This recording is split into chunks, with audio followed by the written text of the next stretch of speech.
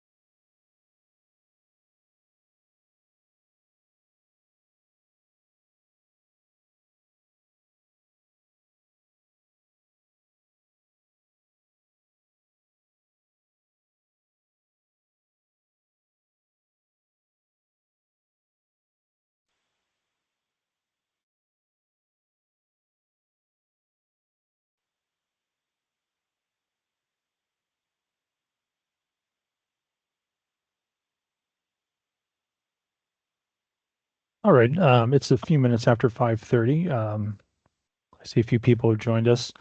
Why don't we go ahead and get started? Um, Thank you, first of all, for being here. My name is Matt Jessic. I'm a development review specialist with the Office of Planning.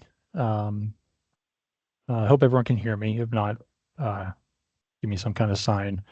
I'm joined by Jennifer Steingasser, Deputy Director with the Office of Planning, Joel Lawson, Associate Director with the Office of Planning, and Shepard Beeman, who's also a Development Review Specialist.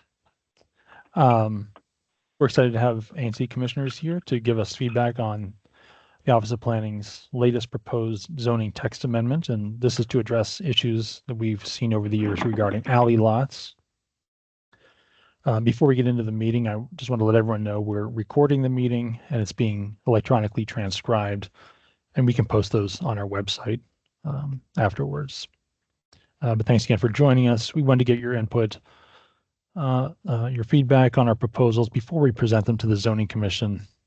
We're having two ANC meetings, this one here tonight and then Thursday at lunchtime. If you know anyone who couldn't attend tonight, please remind them that they can attend on Thursday. So for this evening, what I'll do, I'll give a short presentation on the alley lot proposals that we're thinking about taking forward to the Zoning Commission. And then afterwards, we can have a discussion or answer any questions that you guys might have. So right off the top, just as a quick summary of what we're proposing, there are three main areas that we're looking at with these amendments. One is the subdivision rules governing alley lots, and then the use regulations, then also the development standards, things like lot occupancy or yard requirements. And we'll get into these in more detail momentarily. It's certainly not a complete overhaul of the regulations. I think they're actually somewhat targeted, but hopefully they can be useful amendments to the zoning regulations.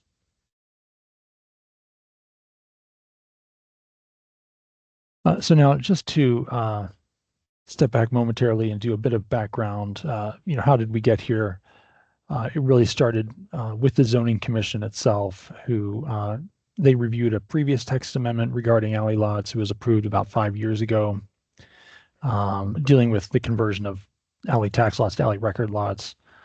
During that time, they heard testimony from alley lot owners that we really needed to go further to do more to make the alley lots more usable. So the Zoning Commission asked us to go back and further study alley lots. They were very receptive to those comments from the owners. Since that time, we've also gotten feedback from the BZA, the Board of Zoning Adjustment, that these regulations, we need to take a look at them.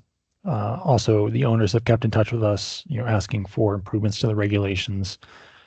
And then we've also heard from DC Water about ways to perhaps improve development on alley lots. And then, of course, we also look to the comprehensive plan for any guidance for any project that we do. And the comprehensive plan certainly supports the creation of additional housing where possible, but also the use of underutilized lots, especially in areas that are transit rich or walkable neighborhoods. So that's how we got to this point in proposing a new text amendment to the zoning regulations. Just a bit of additional background. Many of you have maybe dealt with alley lots in the past. Um, just as a refresher, an alley lot, as you might assume from its name, only fronts on alleys, does not front on a street. Any of the rules that we talk about tonight would only deal with alley lots, would not affect street-facing lots. Now, as we've gotten into this process, we are trying to gather some data on alley lots, including where they're located. We estimate there are about 1,900 lots throughout the city, but they tend to be concentrated in areas like Capitol Hill and Georgetown, some of the older row house neighborhoods. And some ANCs hardly have any alley lots at all. I listed a couple there that happen to have one each by our estimate. There are a couple ANCs that have two, another one has three. So what we're proposing may have more interest to some ANCs than others. Some data that we're still trying to obtain is how these lots are being used today. We know that there are residential uses, commercial uses, some are being used for parking, some are being used for gardens, some are just vacant. So we want to try and nail that down. And also what size of alley that these lots are on, because the width of the alley can impact how they are used. So that's just a little bit of background. Let's dive into the actual changes that we're proposing. And first, again, are the subdivision regulations. And we're really not changing much here or proposing that much be changed. Right now, if you want to subdivide an alley lot, the width of your alley must be 24 feet. And we're proposing to reduce that standard to 15 feet. 15 feet is a common alley width in the district. And based on our experience dealing with these cases, many of the alley lots that we see are located on 15-foot alleys. One other change that we're proposing is that the Board of Zoning Adjustment have a special exception mechanism to review these alley lot cases when they perhaps do not meet the typical subdivision standards. But we're not changing the matter of right lot area standards, the lot frontage requirement. We're not changing how lots can be combined or converted on alley lots. So a lot of the things are staying the same.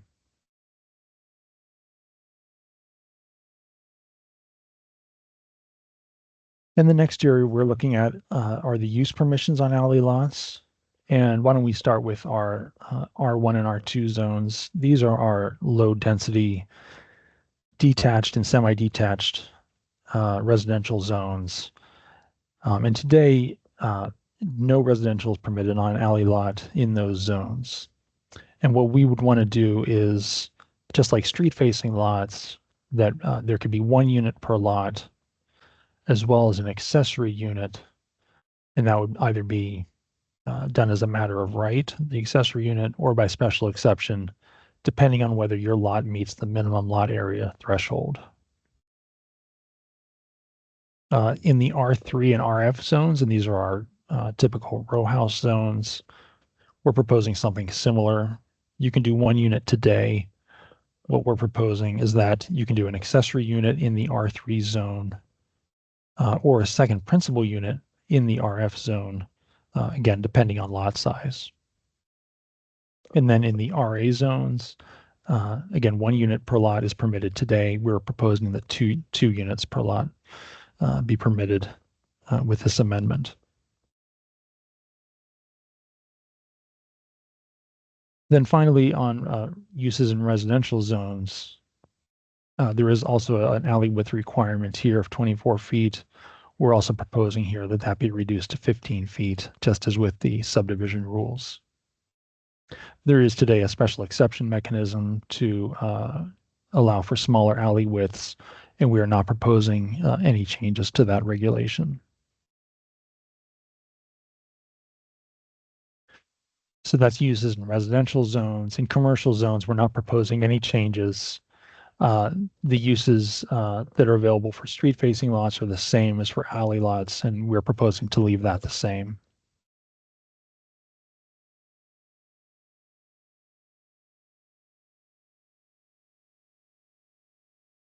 So now let's talk about the development standards. And this is getting into more of the nitty-gritty of the regulations. And I'll try and just hit the highlights so we don't get too far into the weeds. But in our lower density zones, our R zones, of course, we expect more open space, more green space, larger yards, and we want to maintain that, including on alley lots. So what we're proposing is that the lot occupancy rules be more stringent in the R1 and R2 zones on alley lots than they are today. Today, the most restrictive lot occupancy is 80%. And actually, there's no maximum for lots under 1,800 square feet. So what we're proposing is to start at 80%, then gradually step down as your lot gets larger and larger, down to 40%. And that would match the standard for street-facing lots. Similarly, for the R1 zone, we're proposing a larger yard requirement going from 5 feet to 8 feet, and having that requirement apply even when you're only abutting another alley lot. Right now, it only applies where you're abutting a street-facing lot. So we want to increase the yard requirements in the R1 zone. Now on height in the R zones, and you'll see this throughout the other zones that we talk about,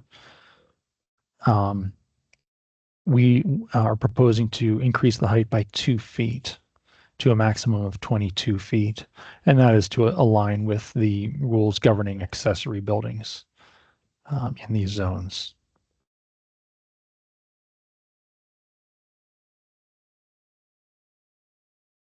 Now in the RF zones, and again, these are our standard row house zones, we're not proposing any major changes to the development standards. We are proposing a clarification to the language in the yard requirement section.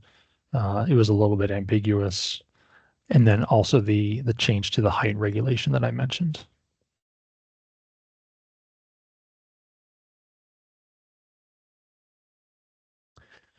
In the RA zones, these are our apartment zones.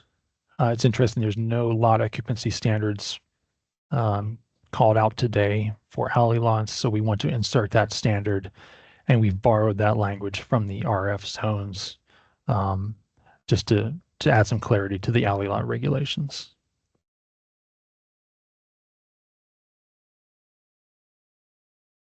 Now, for all residential zones, we have section 5201, which is kind of a blanket special exception, which many of you maybe have seen in the past.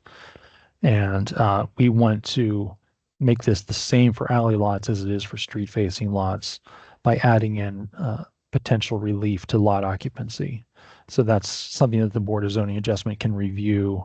For some reason, that is currently not in the alley lot regulations, and we want to add that in again to be similar to the street-facing lots.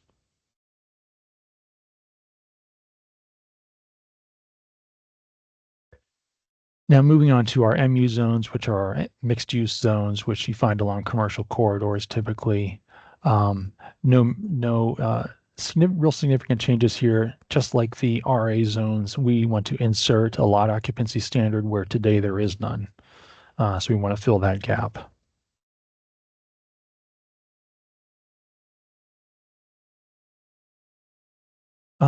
So really, that's it. And as far as the text changes go, we don't feel that there's a lot changing in the text, but we hope it will be helpful to folks. If I went through anything too quickly, we can go back and spend as much time as we need. But that's the extent of the actual text changes. In terms of our process, we're having these ANC meetings tonight and Thursday. And then I should point out, we view this as an initial contact with the ANCs. We anticipate there'll be future engagement as well. In terms of the zoning commission process, this is the same as what you guys have seen for any zoning commission case. The Office of Zoning will send out a notification to you guys for any public hearing. ANCs will be given great weight in front of the zoning commission. You can submit written comments, obviously verbal comments at any public hearing. So this should just be like any other zoning commission case. I think I mentioned that we've been in constant contact with a group of alley lot owners over the years. We're having another meeting with them on Friday. We will continue our outreach to city agencies, FEMS, DDOT, DPW, DC Water, to get their feedback on this proposal. We'll continue gathering data on alley lots, and then we'll prepare a report to the zoning commission with the actual draft zoning text included. And then the zoning commission will have a meeting to go over that proposal. We're shooting for May. That's known as a set down meeting where the zoning commission decides, is this ready to go forward to a public hearing? And they could send us forward to a public hearing. They could send us back to rework some things. So we'll just have to see what they say.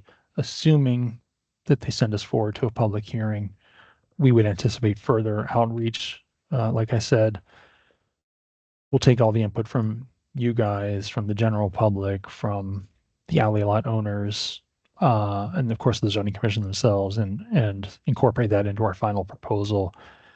And then the zoning commission would eventually decide that after a public hearing. And it's doubtful that we would get to a public hearing in the summer. It'd most likely be in the fall of this year. So that's kind of our timeline we anticipate moving forward.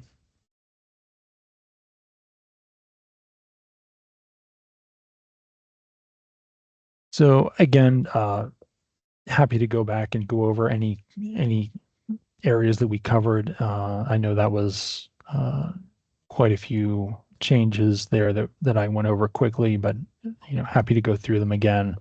We'd love to get your comments on if you've dealt with any alley lot cases in your ANCs, and what your experience has been. Were there any good examples, any bad examples? What can we learn from your experience? We do have our alley lot website. As I mentioned, we'll be posting these meetings online, the recording as well as the transcript and this PowerPoint. And please feel free to email us at alleylots@dc.gov. We'll get back to you ASAP with responses to any questions or comments. Just wanted to say thank you again. We know that Office of Planning has been reaching out to ANCs a lot lately, and so we appreciate all your time and commitment to all these projects. And there are more coming. So we appreciate all your feedback. I see a hand raised, Commissioner Sauger. Yeah, and not sure how I ended up in this meeting, but an ANC commissioner suggested that I attend.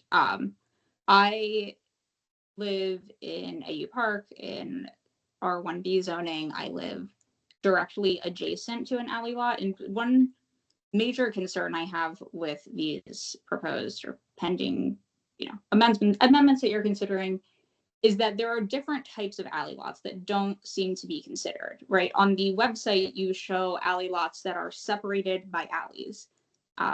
But there are alley lots that are directly abutting other lots, including where I live. So much so that I'm sitting on the second floor of my house and I cannot see the full alley lot, right? It is like below me, essentially.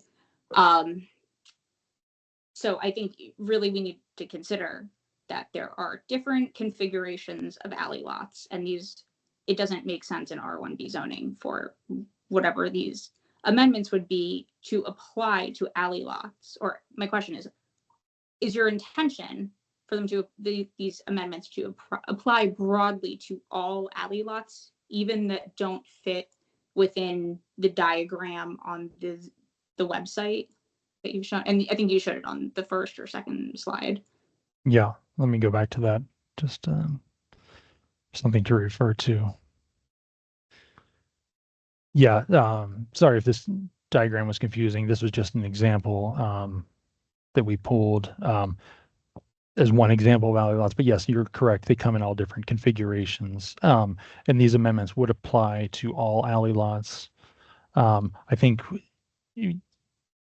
two things. One, alley lots can be developed today. I think in your situation, the change would be that we are proposing that residential be a permitted use in addition to, and I listed them on another slide, but things like artist studio, storage Which is currently facility. permitted. Right. Yeah. So, storage facility, camping, community solar facility. So this would be one additional use.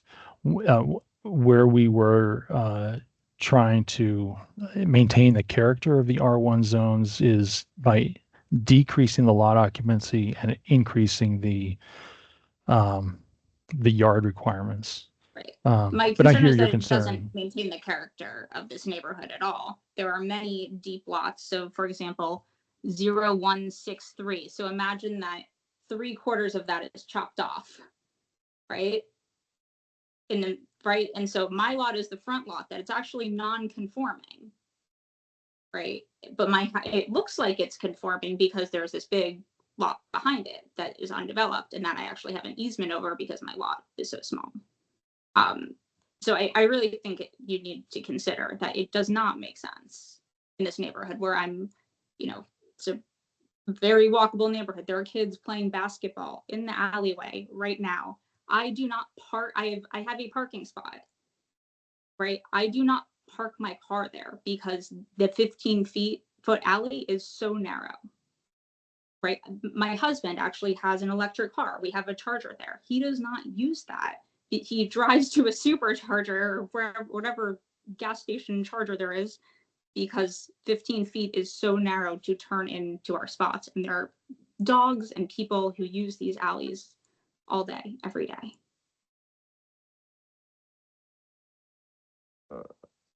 I understand. So I think what you're suggesting, correct me if I'm wrong, is that the increased standards that we've proposed are not going far enough, that you think they should be even more strict. I think that residential development on this particular type of alley lot in R1B zoning is completely inappropriate. Okay, got it. So much so that I will absolutely move if this changes. I'm looking out my window to Bethesda right now, right? Where this area is pretty similar to across Western Avenue. And you would be basically changing this whole area where people would now be splitting their lots so that you could develop a house right behind current houses. Right. And I've been to ANC meetings where we've decided, or the commissioners have said this neighborhood has houses that are on the street, not on alleys. Well, yeah, and I should clarify, nothing that we're proposing would allow someone to make a non-conforming lot out of their existing lot. So if they have enough lot area, if they have a really big lot in R1B, that would be, north of, I guess, 10,000 square feet. Someone could theoretically subdivide their lot, but I think we see very few lots of that scale. There are many lots of that scale. Well, Okay. I think, hi. I think that Hi, we talked Joel. on the phone. I'm happy to Yes. see you in person. I think the thing is that lot would be subdividable anyways. So we're saying that if your lot is subdividable, then yes, you can subdivide the lot, but you could do that anyways. We're not creating new rules that would make a lot more subdividable than it currently is. And even an existing lot, if it's a tax lot, that would also present problems with redeveloping it. But we're happy to take a look at your situation. I understand your concern about the proximity of the alley lot backing onto your property. But honestly, 15 feet is a standard width in the district. Most of our alleys are 15 or 16 feet wide. So that's pretty standard. They're acceptable for DPW. They're the standard width throughout most of the city, including much denser areas where alley lots are currently permitted. So, we feel that that this is a provision that's worth discussing. We're happy to discuss this more with you, and we do understand your concern about that proximity when there isn't an alley separating an existing alley lot from your property that faces the street. Right. Okay. And I would also just urge you're having meetings with alley lot owners, but I think it is important to meet with people like me and my neighbors who are directly adjacent to an alley. There is no alley in between. It is a whole new thing in what has always been the backyard to my house. And one other note on the 15 feet, I understand that 15 feet is standard. In practice, it is actually 11 feet that is actually paved. So I think that should be considered, is that all the alleys would need to be paved to actually be 15 feet, because ours is not really 15 feet when you measure it. Yeah, that's also pretty standard, that the alleys are a variety of kind of conditions, and widths and standards of pavement. But again, I think that you're raising a really kind of valid concern, and I think we're happy to take a look at that. Great. Thank you so Thank much. you. I appreciate your time. Okay, Commissioner Groth, am I pronouncing that correctly? It's growth, but that's fine. It's all good. I'm commissioner of SMD 2C02, which is Scott and Thomas Circles and downtown. We are zoned D. I always forget whether it's D4R or DR4. And so I have what may be a very peculiar question, and I'm happy to come down to y'all's office to talk this through rather than taking everybody's time. But the short story is, what is an alley and what is a street? My block that I live on has an L-shaped alley, which in any common sense walks like a duck, swims like a duck, flies like a duck. It's an alley, but it's officially Green Court Northwest. The city bought a building at the corner of the L-shaped alley, 1339 Green Court Northwest, for development as a low barrier men's homeless shelter. And this is why I became a commissioner. Not to fight the shelter per se. We desperately need more men's shelter beds downtown. But this seems like a really bad structure to pick and bad location.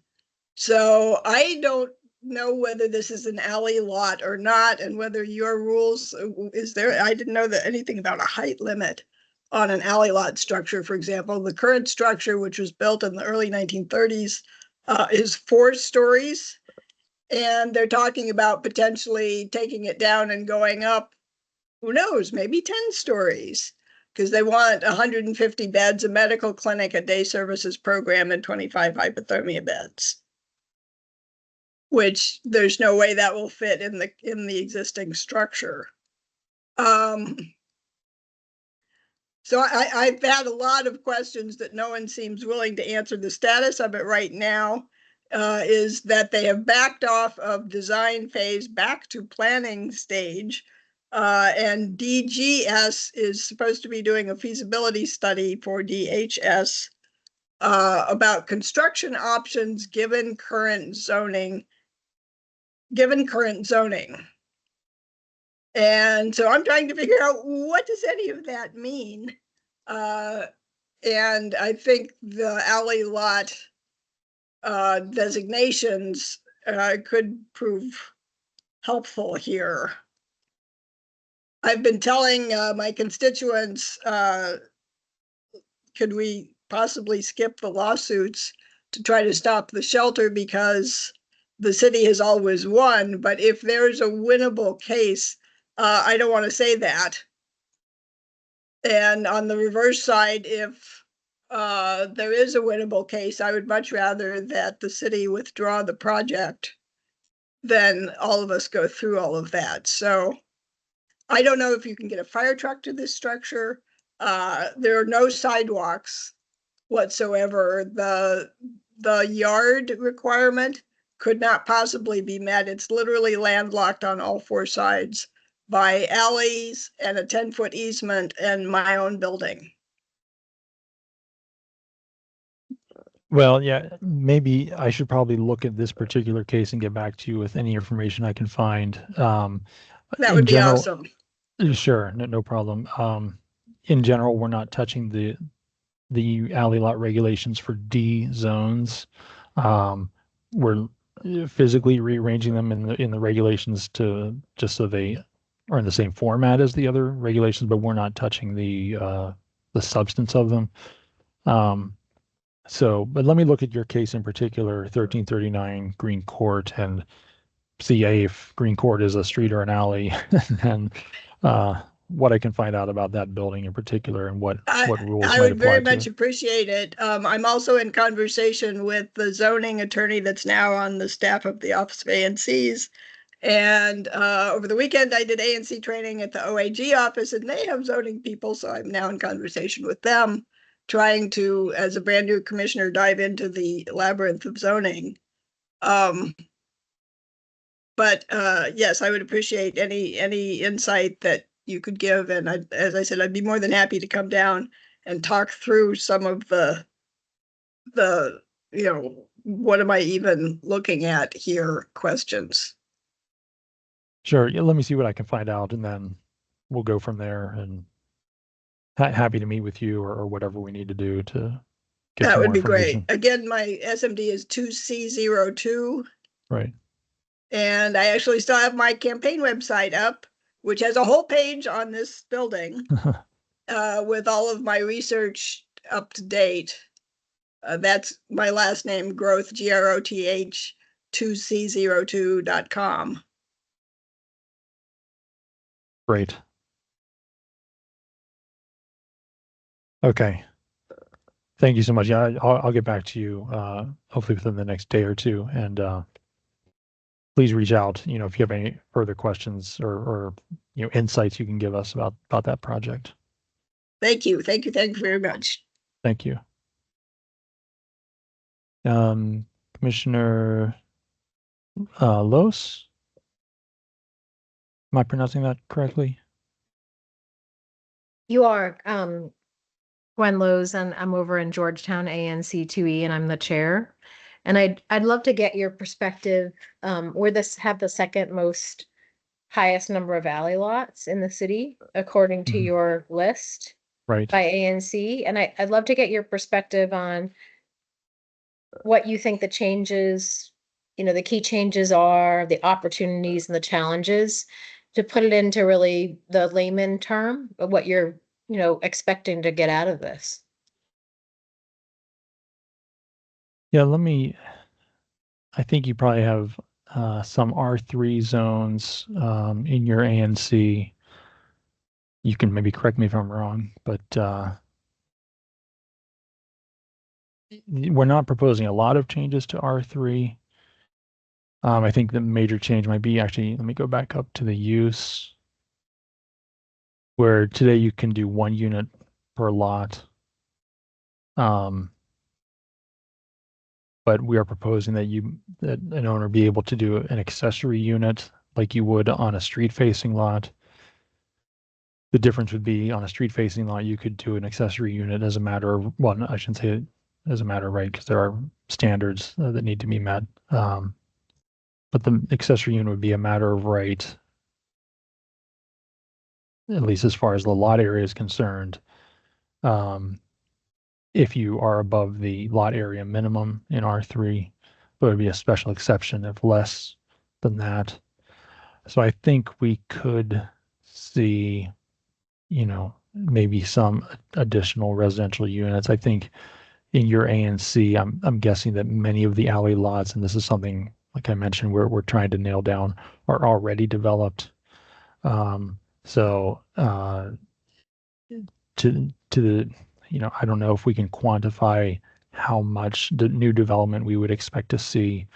I'm guessing it might be less in these areas that are already heavily developed, but that would be one potential change. I don't know if I answered your question or not. Yeah, no, not really. I'm sorry. I mean, I think it's very broad. I'd love for you to be more specific about what you're hoping to get out of this as the city, because it's going to make everything a lot tighter. Are you going to have affordable housing requirements around this? What do you hope to get out of it? Yeah, certainly the zoning commission, when they discussed it back during that last alley lot case, I think they were, very interested in the possibility of additional housing. We don't feel that it will be a major source of housing, just because of the number of alley lots and the fact that, some just are too small, some are not developable for other reasons, some are, already developed. But I think, every little bit helps. So I think we are hoping for a little bit more housing. We, I think we do want to make lots usable that are otherwise unusable. We don't want, I know, for example, a complaint that we've heard is that alley lots just kind of, if they're vacant, they can accumulate trash. Uh, they can just be overgrown with weeds and just they're not cared for. If we can, somehow find a way to get a viable use on those lots, I think that would be beneficial. So I think those are some of the things that we're hoping to get out of this. So your map says there's 180 in Georgetown, or your listing says there's 180 in Georgetown. Right. So, that's a lot, right? 180. Yeah, certainly as far as ANCs go, that's right near the top of the list. Yeah. Okay, so, that seems like it would potentially have a relatively big impact.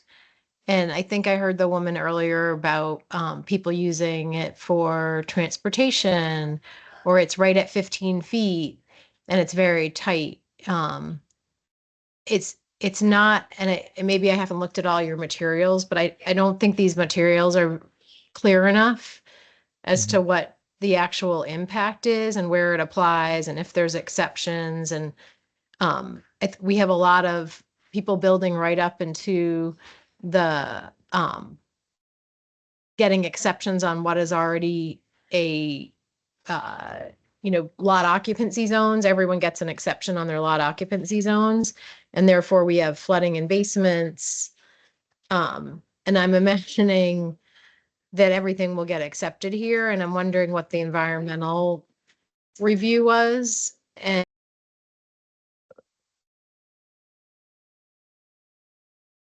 I think you're muted. if you have a Commissioner. listing of those 180, because I think people will be we have a lot of people that have gone over the lot occupancy and the basements there's nowhere for the water to go.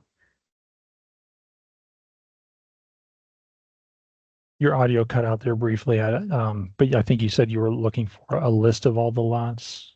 Yeah, and also just to emphasize the ability for the water to flow and what Right. are the requirements here, because it's already very problematic. And it's nice for people to have studios and all of that, but if this doesn't meet a very specific need, more space, do people need more space?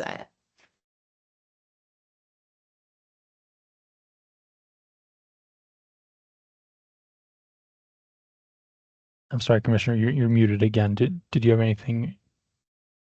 Yeah, I would love to get the map of the 180, and then Right. any in what you're envisioning the water table analysis will be on this?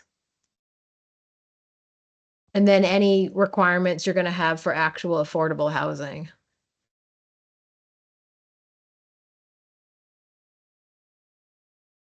We aren't proposing at this time any inclusionary zoning requirements.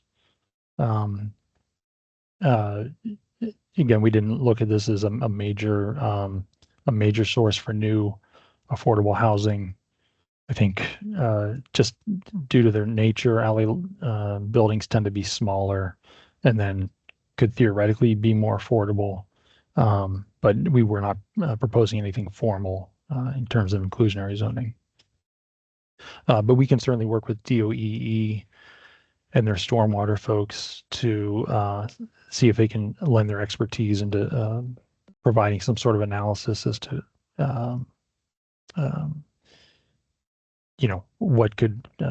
what these proposals could impact in terms of stormwater runoff. We are not proposing to change the pervious surface requirements. Those would still be in place. So we would hope that the amount of pervious surface on lots would stay the same or perhaps even increase when lots are redeveloped. So, but we can talk with DOE about that. And when can I get that list of 180? I can get that to you as soon as possible. I don't want to And put a date on it, is but- there a place where I can see a list of like the actual, do you guys have a goal set or a mission statement for these changes? I don't know that we have a formal mission statement. The zoning commission gave us our sort of initial marching orders. And then, like I said, we certainly look to the comprehensive plan for guidance. But no, we don't have like a formal. I think it would be statement of intent. valuable to have that for some of the neighborhoods that have a lot more, like the 180. Mhm. And also the woman who spoke earlier, I think she was a homeowner and she's not an ANC commissioner. She talked a bit about the fact that there's different types of alley lots. And this is very much, you're kind of presenting one thing, and that's not like a viable way to communicate this out to the community. And I assume you guys want to present materials that we can use to communicate out. Certainly. Can you expand on that a little bit? You said we're presenting one thing. Is that Well, I think, and I'll go back to the homeowner that spoke earlier, right? Mhm. Right. She said her lot did not meet your one pager on this. And I've gone to the website. I was looking for other materials. I think there's different types of alleys. And it would be useful. I think it's going to save a lot of time for you as well to have some more types of examples. Yeah, we can certainly present more examples. This was just meant to be just that, an example of just to help define what an alley lot is, that it only fronts on alleys. It wasn't meant to be exhaustive of the entire universe of alley lots by any means, but certainly we can, add other examples to the website and try and get it more clear for folks as to what we're actually trying to achieve. Yeah, that would be fantastic. A lot of, just as a perspective, and I don't know how familiar you are with Georgetown, a lot of the alleys are used for the transportation, parking. They're back to back on houses. They may have the width that you need. So again, to not waste time, to show some examples that people can point to see what these 180 really mean. Great.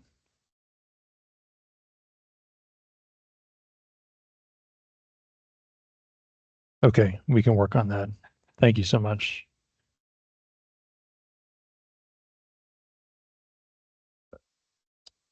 Ms.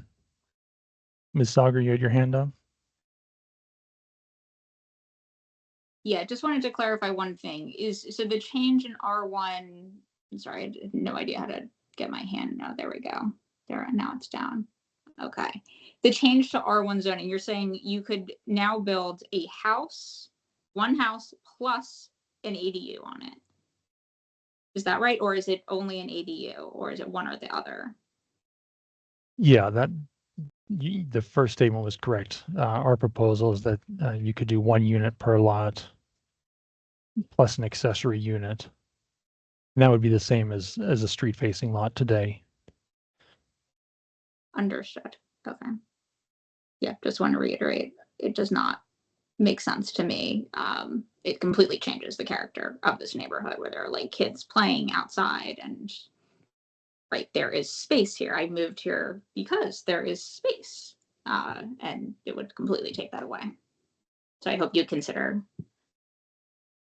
all my We points and that there we are different definitely hear types your of value out concern. here. We Yeah. definitely hear your concern. Thank you so much. Yep, thanks.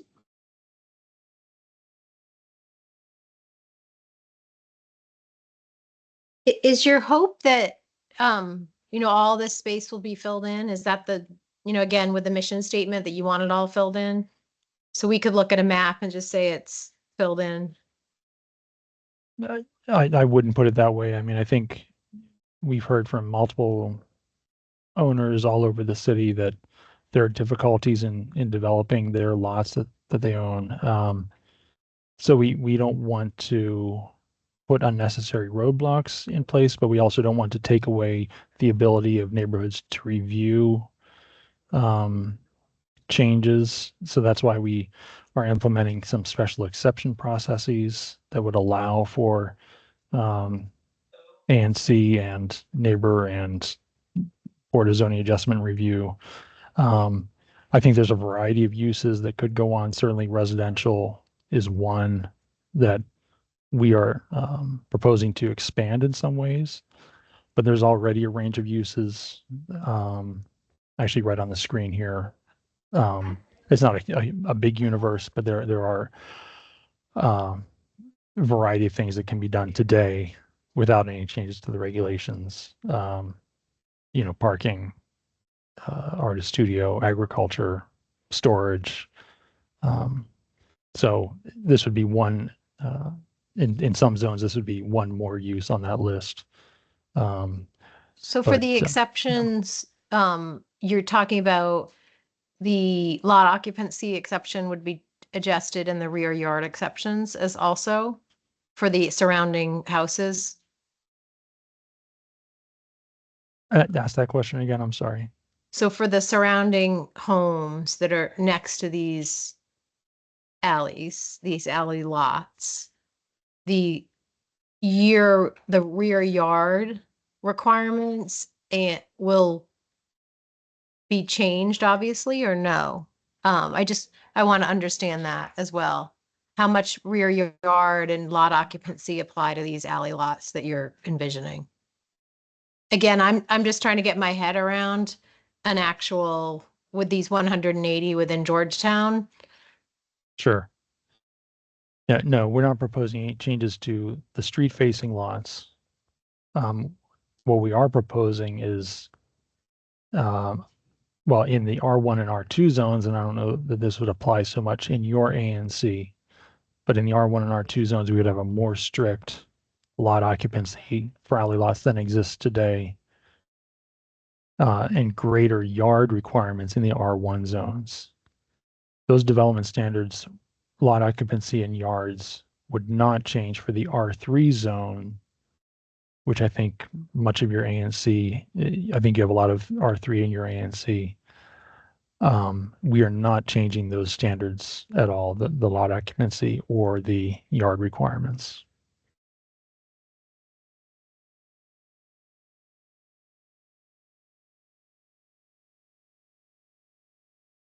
Did that answer your question, Commissioner? So the same lot occupancy and the same rear yard requirements will apply to these alley lots. Exactly. For the R3 zone, there are no changes for the lot occupancy, no changes for the yard requirements.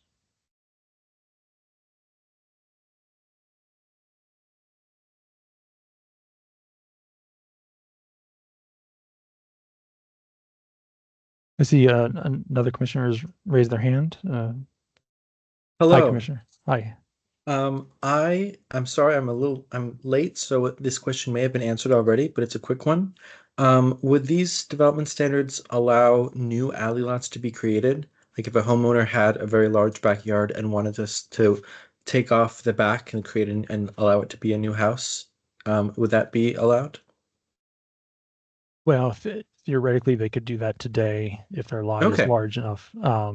I think there is a Yeah. mechanism that we're proposing that would allow Board of Zoning Adjustment review for those situations if for some reason they don't meet the standards. Let me go back up. The subdivision rules that we have today, Mhm. we're not changing a lot of them. What we Mhm. are changing is the alley width requirement. Okay. We're proposing a 15-foot width. Thank Mhm. you. Makes sense. Which is less than the 24 feet required. Mhm. And then there is no special exception process today for the BZA to review these requests. They can be reviewed as a variance, but we are proposing that there be this special exception process if for some reason a lot would not meet the standards here. I think that was something that the zoning commission expressed interest in. So that's something that we're proposing. That makes a lot of sense. Thank you. So you could have a lot that's less than 15 feet wide. You could apply with a special exception to have that. For the alley width, yes, you could apply for relief if your alley width was less than 15 feet. And You can do do you that. know with Okay. this presentation that you have, is it on your website? It will be after these ANC meetings. We'll post it. Okay. Can we get a copy of it now? Sure. Let me see if I can drop it into the chat. Thank you. Sure.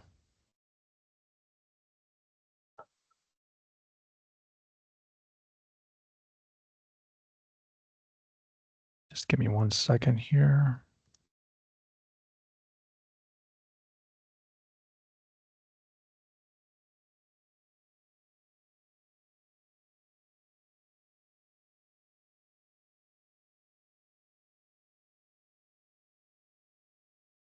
Actually, could I do that after the meeting because I have to save it and I don't want to screw anything up. Would that be okay?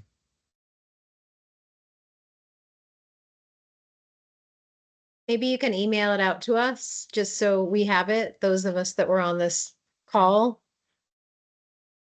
Give me 1 second. I'll figure it out here.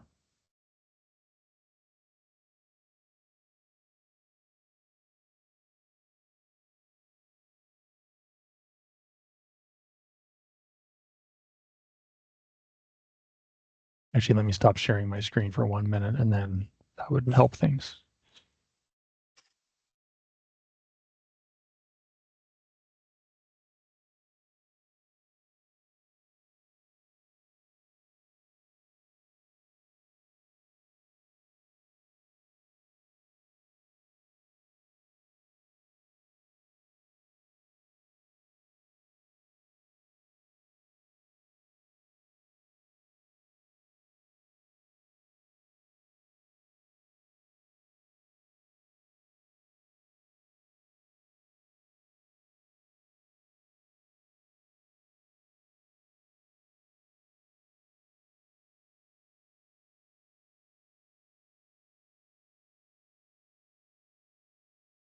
Hey, you want to come up?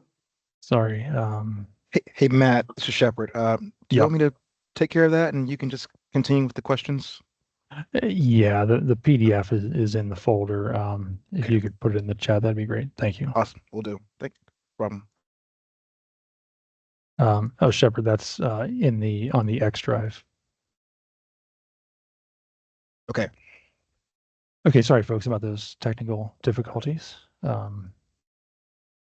Let's see. Commissioner Arbuckle, is that it? You have your hand up. Yes. Hi. So my question is, in the current situation, just so for some clarification, um, if you say you have a house that the trash is currently collected from the rear, and then you decide to subdivide the backyard into one or more alley houses, how does the trash collection from your house change? Like, is it still is it still like picked up from the alley? That's something that we'll need to check with DPW on. That I mentioned earlier, we're going to continue our outreach to agencies like DPW, DC Water, DDOT, FEMS. So that's an excellent point. We need that's something that needs to be resolved for how these services will continue. Thank you for that Thank question. you. No, where are the Oreos? Go into my car. I might have missed them. See if they're in the car. And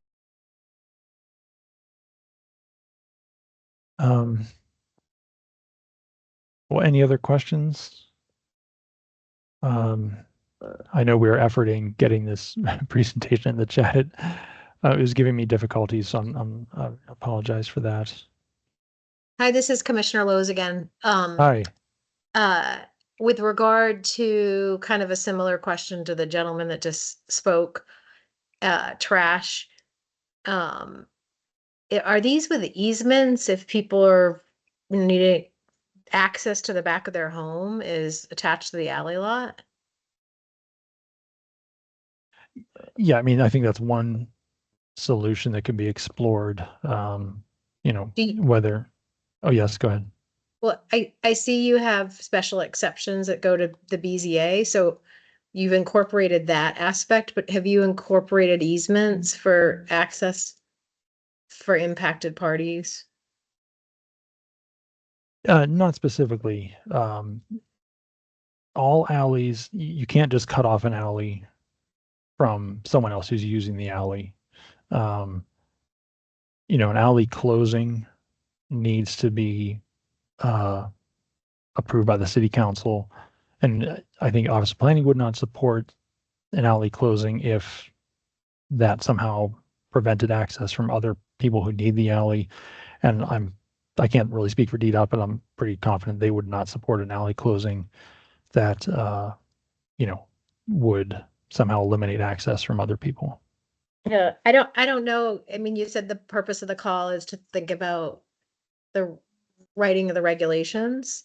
And it Mhm. might be valuable for you all to be thinking about access requirements and standards around this. Again, because you could be flooded with cases that may not be a good use of all of our time, right? Or they are, and the access, the city's okay with changing the access. But I think that would be an area that would be of value to think through a bit more and place some, like the exceptions, right? Place some more parameters around it with your Okay. expectations. Right.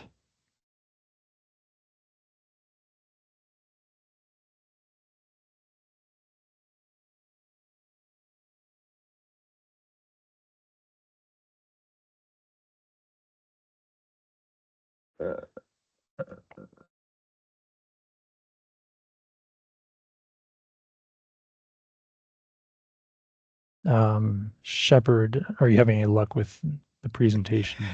I'm actually having some difficulties too. Okay. So we may have to maybe send it out via email. Okay. Um, Thanks but for trying. we'll definitely get it to the attendees today. Awesome. Okay. Let's see. Okay, any other thoughts at this time? I mean, we're always open to further feedback. And again, we really appreciate everyone's time being here. We know ANCs have a lot on their plate.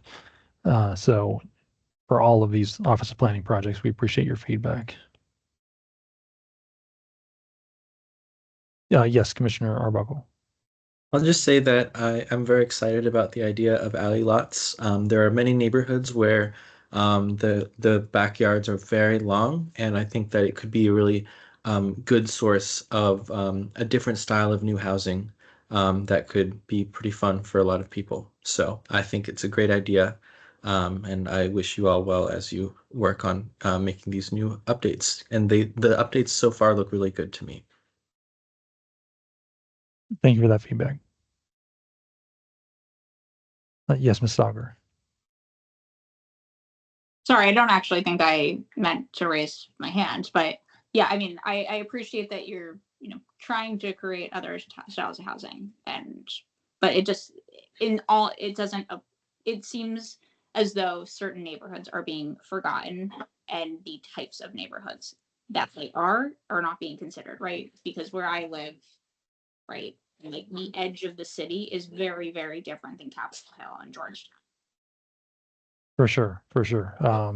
And I think it's unfortunate. It seems that we're being forgotten, and that because we have this weird law, suddenly there's a house in my backyard that's gonna devalue my house and just basically ruin what our neighborhood, like this little alley neighborhood is.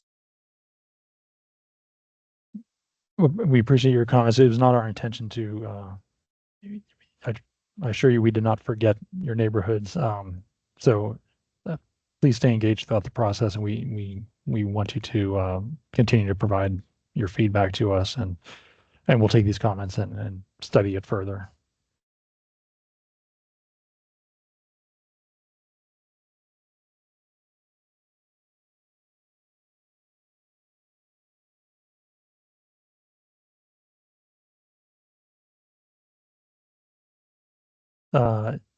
Anything else, or Joel or Jennifer Shepard, any concluding thoughts? Yes, Commissioner Gardner.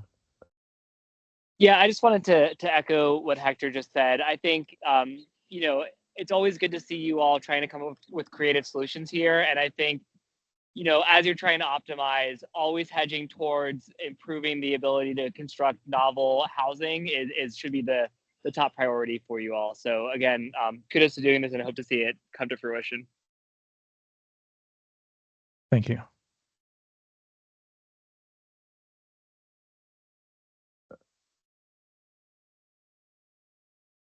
I just want to thank everybody for joining us and giving us your feedback at this early stage. That's the purpose of this meeting, is to raise the flag on what we're looking at and get started. And we'll take your comments and we'll revisit what we're proposing and be posting that up on our website. So thank you very much. Appreciate it.